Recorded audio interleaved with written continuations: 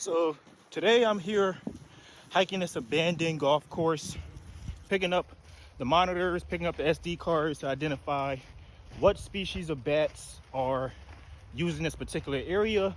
So I'm coming up on monitor number 1, which was over here by this little pond right here, which makes it a good prime location to set up a bat monitor because there's going to be a lot of insects around this pond.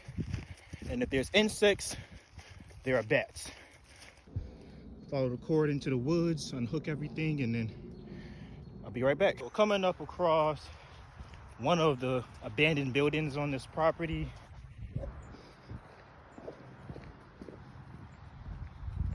Now, this is what it looks like now. Here we are. Our monitor